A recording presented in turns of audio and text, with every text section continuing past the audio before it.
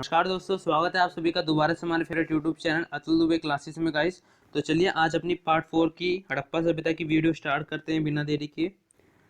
तो हमने जो पिछली वीडियो में डिस्कस करा था कि हड़प्पा सभ्यता के मैप के बारे में डिस्कस करा था कि इसका मैप कैसे और कैसे दिखता है इसका मैप। वैसे तो इसके मैप के हमने बारे में कहते थे कि इसका मैप हमें त्रिभुज आकार का मैप दिखता है, यानी आप जिस तरह का मैं यहाँ पर ड्राइंग बना रहा हूँ इस तरह का मैप दिखता था। ये इस तरह का हड़प्पा सभ्यता का मैप था। अब हम समझेंगे, अब हम यहाँ समझेंगे ये जो मैप दिख रहा है, ये जो मैप दिख रहा है, जो इस तरह का मैं आपको दिखा रहा हूँ, ये मैप दिख रहा है हड़प्पा सभ्यता का। ये जो सीधी डंडी है इसकी लंबाई कितनी है और जो यहाँ के जो रास्ते हैं इसकी लंबाई कितनी, यानी जो इसके मैप में उत्तर से लेके यहाँ पर उत्तर से लेके दक्षिण तक की लंबाई कितनी थी हड़प्पा सभ्यता के मैप में, और पश्चिम से लेके पूर्व तक की लंबाई कितनी थी मैप में। तो बात करते हैं, देखिए तो इस मैप को पूरा एक बार बना लेते हैं अच्छी तरीके से। तो ये देखिए इसका हड़प्पा सभ्यता का मैप है। तो देखते हैं उत्तर से लेके, पहले हम बात करते हैं उत्तर से लेके। उत्तर में सबसे पहले इसका कहाँ से शुरुआत होती है? जम्मू कश्मीर के मांडा से इसकी शुरुआत होती है और ख़त्म कहाँ होती है? महाराष्ट्र में जाके ख़त्म होती है गोदावरी नदी के आसपास। तो ये जो पूरी डंडी है, ये जो पूरी लंबाई है, ये कितने की है? ये आती है हमारी 1400 किलोमीटर की। याद रखिएगा 1400 किलोमीटर पेपर में पूछा जाता है। तो 1400 किलोमीटर की ये लंबाई है जो कि उत्तर से शुरू होती है दक्षिण तक खत्म हो जाती है। अब बात करते हैं इधर थोड़ी पूर्व से लेके पश्चिम से लेके पूर्व तक की लंबाई। तो देखिए पश्चिम में इसकी शुरुआत कहाँ से होती है? बलूचिस्तान के सूत का डेर से। बलूचिस्तान के जो पाकिस्तान का एरिया है वहाँ के एक गांव से शुरुआत होती है जिसका नाम था सूत का डेर। याद रखिएगा सूत का डेर, यहाँ से शुरुआत होती है और यूपी के आलमगीरपुर तक थी। कहाँ तक थी? यूपी के आलमगीरपुर तक थी ये सभ्यता। तो इसकी लंबाई कितनी है? इसकी लंबाई 1600 किलोमीटर की थी। यानी उत्तर से अगर बात करें दक्षिण तक की लंबाई कितनी है? 1400 किलोमीटर। ठीक है। अगर बात करें पश्चिम से लेकर पूर्व तक की लंबाई कितनी है? 1600 किलोमीटर। तो याद रखिएगा। और पूरे अगर हड़प्पा सभ्यता की जो मैप है इसकी बात करें तो ये 13 लाख वर्ग किलोमीटर का था। पूरा मैप कितने का था? 13 लाख वर्ग किलोमीटर का था। इसका जो उत्तर से लेके दक्षिण तक का एरिया था वो कितने का था? 1400 किलोमीटर का एरिया था। और जो हमारा पश्चिम से लेके पूर्व तक का एरिया था वो कितना था? हमारा 1600 किलोमीटर था। तो ऐसे आपको पेपर में पूछा जा सकता है। तो आप मैप के द्वारा पढ़ेंगे तो आपको आसानी से समझ में आ जाएगा। अब बात करते हैं इधर कुछ मुख्य इंपॉर्टेंट पॉइंट्स की जो कि पेपर में बहुत बार पूछे गए हैं। तो देखिए सिंधु घाटी जो सभ्यता थी वो मिस्र तथा नील की जो सभ्यता थी उससे 12 गुना अधिक बड़ी सभ्यता थी।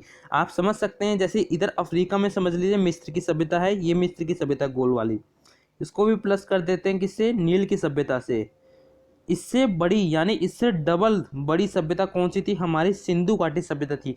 सोच लीजिए उस समय कितना विकास हो रखा होगा सिंधु घाटी सभ्यता, कितनी बड़ी सभ्यता, कितने व्यापार, कैसे विदेशी तौर तरीके, कितना क्या होता था। तो ये 12 गुनी अधिक बड़ी सभ्यता थी किससे? मिस्र तथा नील की सभ्यताओं से। अब समझते हैं इसके स्थल कहाँ से प्राप्त हुए हैं। देखिए इसके अफगानिस्तान में इसके स्थल प्राप्त हुए हैं, पाकिस्तान में भी इसके स्थल प्राप्त हुए हैं, भारत में इसके स्थल प्राप्त हुए हैं। तो अभी मैं आपको जो हमारी पार्ट 5 में उसमें मैं भारत के बारे में पढ़ाऊंगा, भारत में इसके कहाँ स्थल प्राप्त हुए हैं। लेकिन अभी पार्ट 4 में हमें समझेंगे अफगानिस्तान में इसके स्थल कहाँ प्राप्त हुए हैं और पाकिस्तान में इसके स्थल कहाँ प्राप्त हुए हैं। तो एक और इम्पोर्टेंट यहाँ पर एक पॉइंट आता है, जब सिंधु घाटी सभ्यता की खोज हुई थी 1921 में जॉर्ज मार्शल के नेतृत्व में, जिसमें 2 भारतीय थे, रखालदास बनर्जी जिन्होंने सिंधु घाटी सभ्यता की खोज की थी। तो उनका मानना था कि जो 1921 में जब उन्होंने खोज की थी तो उसके कितने स्थल प्राप्त हुए थे उनको? 40। और जब स्वतंत्रता भी हो गई थी, स्वतंत्रता मतलब भारत आज़ाद भी हो गया था, तब भी हमें 40 या 85 स्थल प्राप्त हुए थे। लेकिन अगर अब वर्तमान में देखी जाए तो वर्तमान में इसके कितने स्थल हैं? तो 1500 से भी ज़्यादा इसके स्थल प्राप्त हुए हैं, यानी बहुत अधिक इसके स्थल खोजे गए हैं। अब बात करते कहाँ कितने स्थल प्राप्त हुए हैं। तो देखिए भारत में इसके 900 स्थल मिले, यानी भारत में सबसे ज़्यादा इस सभ्यता का विस्तार था। यूपी में ज़्यादा विस्तार था, तो यूपी में और गुजरात में भी था इसका ज़्यादा विस्तार। अफगानिस्तान में देखिए इसके 2 स्थल मिले, यानी अफगानिस्तान में थोड़ा कम विस्तार था। पाकिस्तान में 500 स्थल मिले, यानी पाकिस्तान में भी इस हड़प्पा सभ्यता का जो विस्तार का वर्चस्व काफ़ी अच्छा था। अब समझते हैं कि भारत में किन किन राज्यों में इसके स्थल प्राप्त हुए हैं। तो देखिए कश्मीर में इसके स्थल प्राप्त हुए हैं, पंजाब में इसके स्थल प्राप्त हुए हैं, हरियाणा में इसके स्थल प्राप्त हुए हैं, यूपी में भी, गुजरात में भी इसके स्थल, और राजस्थान में भी, महाराष्ट्र में और केरल में। ये जो 9 राज्य हैं जो मैंने आपको दिखाए हैं यहाँ पर नोट डाउन कर लीजिएगा, ये 9 राज्य में जहाँ पर क्या मिले हैं, सिंधु घाटी सभ्यता के स्थल प्राप्त हुए हैं, वो भारत में मिले हैं। ये भारत के जो भी राज्य हैं, जितने भी राज्य हैं, 9 राज्य हैं, इन्हें आप याद कर लीजिएगा कि यहाँ पर सिंधु घाटी सभ्यता के स्थल प्राप्त हुए हैं। और इसमें मुख्य इंपॉर्टेंट निभाते हैं गुजरात, जहाँ पर सिंधु घाटी सभ्यता के बहुत अधिक स्थल प्राप्त हुए हैं। क्यों? क्योंकि जो गुजरात आप देखेंगे, ये तो गुजरात का ऐसा मैप है, तो गुजरात के इस साइड देखेंगे तो इस साइड क्या आता है, अरब सागर आता है, अरब सागर। तो अरब सागर क्या पानी का एरिया है। तो जो सिंधु घाटी सभ्यता के लोग थे, वो इधर नाव के रास्ते, यानी नाव के रास्ते अपना व्यापार करते थे विदेशी तरीके से। अंदर तो करते थे आंतरिक तरीके से, लेकिन जो बाहर विदेशी तरीके से भी अपना व्यापार करते थे। तो इसके सबसे ज्यादा स्थल यहीं से प्राप्त हुए हैं, गुजरात में इसके सबसे ज्यादा स्थल प्राप्त हुए हैं। मतलब अब देखते हैं कि अफगानिस्तान में इसके कौन कौन से स्थल मिले। तो आप यहाँ पर देख सकते हैं, ये अफगानिस्तान का पूरा मैप है। इस मैप में समझेंगे कि कहाँ कहाँ इसके स्थल अफगानिस्तान में ही प्राप्त हुए हैं। तो आपको दिख रहा होगा कि अफगानिस्तान जो यहाँ पर है, इसकी राजधानी याद कर लीजिएगा, काबुल इसकी राजधानी। कभी एक बार पूछा जाता है पेपर में, इसकी राजधानी क्या है, काबुल है, तो याद कर लीजिएगा काबुल इसकी क्या है, राजधानी है। तो अफगानिस्तान में 2 स्थल प्राप्त हुए हैं। कितने स्थल प्राप्त हुए हैं? 2 स्थल प्राप्त हुए हैं। पहले नंबर में यहाँ पे आ जाते हैं, यहाँ देखते हैं शूत, यहाँ मैं लिख रहा हूँ, आप भी लिख लीजिएगा, शोता कोई, ये रुकिए 2 मिनट, यहाँ मेरे को दोबारा लिख दे रहा हूँ, यहाँ पे बड़ा सा शूत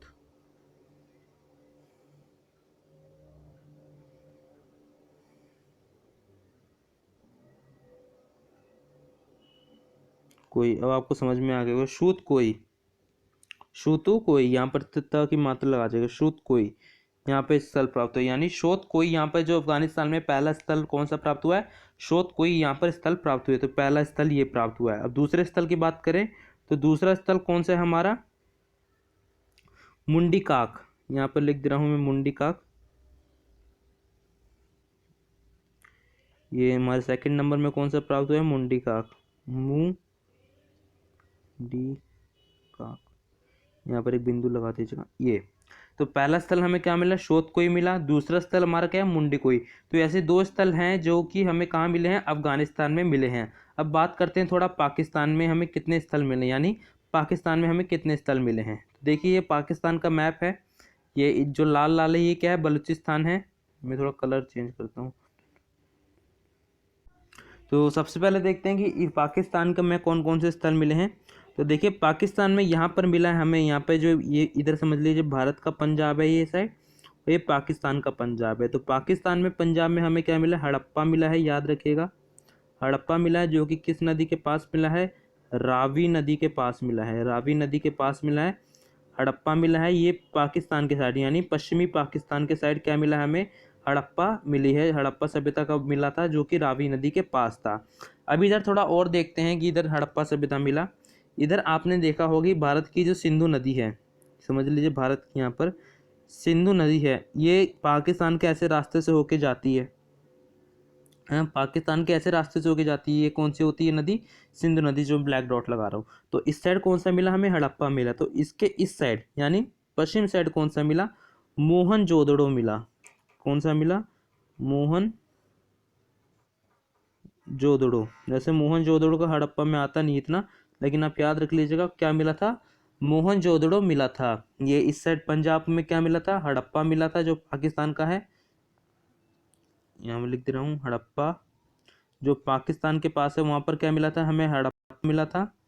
पाकिस्तान का जो पंजाब है हमें हड़प्पा, और जो यहाँ पर है, यहाँ पर हमें उस साइड क्या मिला था, मोहनजोदड़ो मिला था, यानी पश्चिमी साइड में, ये पाकिस्तान में।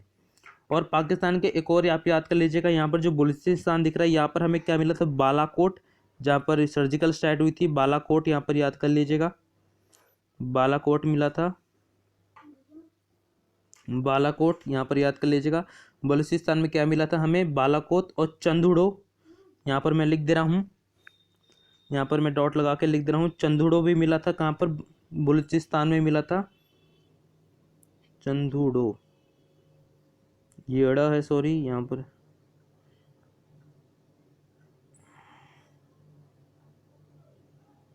ये चंदुड़ो, यहाँ पर यहाँ पर ऊपर साइड क्या आता है, बालाकोट मिला था, और यहाँ पर क्या मिला है, चंदुड़ो हमें मिला है।